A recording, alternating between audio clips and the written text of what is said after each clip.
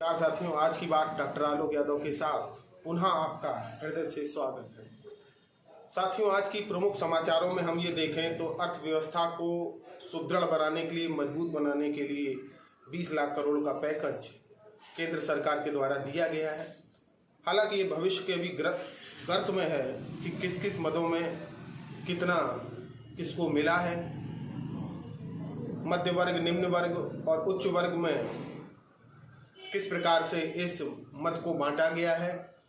इस प्रश्न का जवाब तो तभी मिल सकता है जब इस बजट का हिस्सा विवरण आपके सामने, हम लोगों के सामने रखा जाए। इन सभी खबरों के बीच में आज के दैनिक समाचार पत्र में एक बड़ी प्रमुख खबर छपी। हालांकि वो अंत पेज में है, समाचार पत्रों के लिए वो इतनी ज़्यादा महत्वपूर्ण नहीं रही होगी, जिसमें है कि एक कॉल सेंटर में काम करने वाला व्यक्ति अपने निवास स्थल से बहुत दूर फल बेचता हुआ पाया गया। उसकी मार्मिकता को तो समाचार पत्रों ने यहाँ पर दिखाया है कि वो कितना कर्मठ है। कॉल सेंटर में काम करता था, उसके मालिक ने उसको सैलरी नहीं दी और वो देखिए फल बेच रहा है।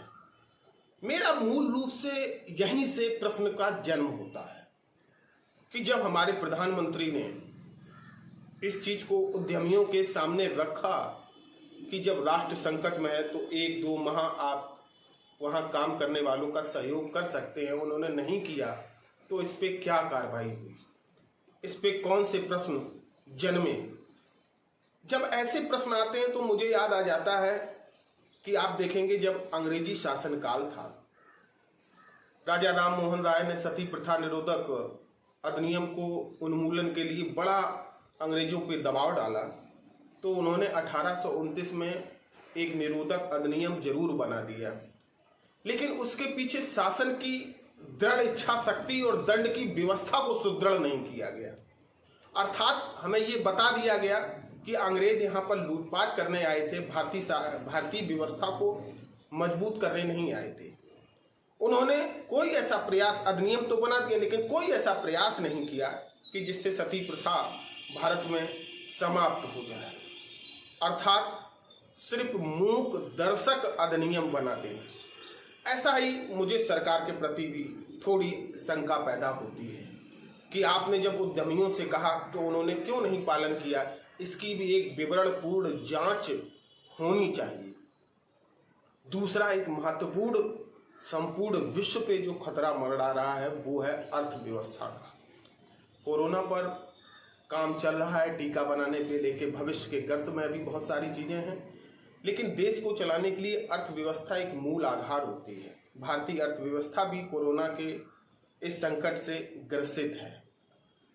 इस संकट के दौर में और संकट इसलिए बढ़ गया कि हमारे जो श्रमिक वर्ग है वो प्रत्येक शहर से अपने मूल निवास स्थल की ओर चला आया है, चाहे वो किसी कष्टों को सह के आया हो, राज्य सरकारों या केंद्र सरकार के द्वारा अभी भी भेजे जा रहे हैं उनके निवास स्थल पे, बाई ट्रेन, बाई बस।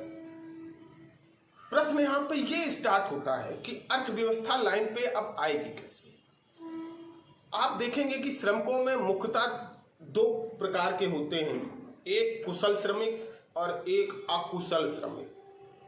कुशल श्रमिक अंग्रेजी में जिसे हम टेक्निकल वर्कर्स बोलते हैं। हर इंडस्ट्री को टेक्निकल वर्कर बहुत समय बाद इजाद हो पाते हैं। जब वो इंडस्ट्री में बहुत लंबे समय तक काम करते हैं तब वो उस सुचारू रूप को जान पाते हैं। अकुशल जो श्रमिक है, इनकी कमी तो सरकार इधर उधर से मजदूरों को, श्रमिकों को लाकर इंडस्ट्री को दे सकती है, लेकिन कुशल श्रमिक को बहुत जल्दी इंडस्ट्री को मिलना मुझे नहीं लगता प्राप्त होगा। और जो मजदूर बहुत पीड़ा और वंचना और असहायता के कारण गांव की ओर गया है वो बहुत जल्दी शहर की ओर आएगा भी नहीं। इस सच को हम और आप भली भांति जानते हैं। अब वो जब गांव से शहर की ओर नहीं आएगा,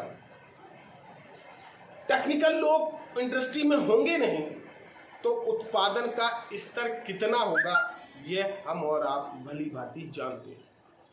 दूसरा, मेरा यहां से एक प्रश्न जन्मता है कि इंडस्ट्री को लेकर मैं भी चिंता कर रहा हूं, सरकार भी चिंता कर रही है, आप भी चिंता कर रहे हैं, लेकिन क्या किसी ने ये सोचा है कि उन श्रमिकों को 1 और 1.5 माह का भोजन, सैलरी, उनके जीवन यापन के लिए अन्य उपयुक्त चीजें वर्षों वर्षों तक किसी इंडस्ट्री में काम करने वाले श्रमिकों के लिए उन उद्योगपतियों ने क्या उपलब्ध कराई? जवाब आपका निश्चित रूप से होगा नहीं। साथियों, जब राष्ट्र संकट में होता है तो प्रत्येक व्यक्ति अपनी धर्म, जाति, प्रजाति छोड़ के राष्ट्र की रक्षा के लिए हमेशा तत्पर रहता है, क्योंकि हमारी अपनी पहचान राष्ट्र से जुड़ी होती है। राष्ट्र जब रहेगा तब बहुत सारे मुद्दे हमारे सामने आएंगे, हम उन पे लड़ेंगे भी, भिड़ेंगे भी और उनको सुलझाएंगे भी, लेकिन राष्ट्र हमारे लिए सर्वोपरि होता है। और ऐसे में राष्ट्र को सर्वोपरि न मानने वाले लोगों के लिए भी एक उचित कार्रवाई मेरे हिसाब से बनती है। मैं इस वीडियो के माध्यम से आपके जेहन में इन प्रश्नों को जन्मना चाहता हूं और उत्तर की भी आशंका करता हूं कि ऐसे उत्तर मिलने भी चाहिए कि हम आज इंडस्ट्री को बहुत बड़ा बेल आउट पैकेज देने की तैयारी भी कर रहे हैं। इंडस्ट्री के प्रति हमारी चिंता भी है, लेकिन क्या उन उद्योगपतियों ने भारत के मूल आधार, मूल नव निर्माण करने वाले शिल्पकार, विश्वकर्मा, मजदूर और श्रमिकों का उतना ही ख्याल रखा है जितना ख्याल सरकार पूंजीवाद का या पूंजीपतियों का रखने का दंभ भर रही है?